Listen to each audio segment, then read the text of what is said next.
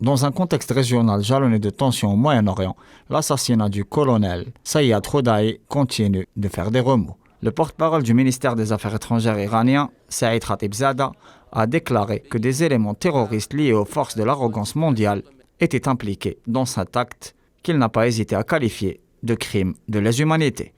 Pour sa part, le président iranien Ebrahim Raïssi, en visite au sultanat d'Oman, a affirmé que son pays allait riposter à cet attentat. Il a ainsi déclaré que le sang de ce martyr sera vengé avec certitude. De son côté, le porte-parole du ministère de la Défense iranien a évoqué le fait que cette opération terroriste ne soit pas une victoire pour les ennemis de la révolution. Le général Shakarji a également évoqué que selon les éléments dont il dispose, c'est les États-Unis et l'entité sioniste qui seraient derrière cet assassinat.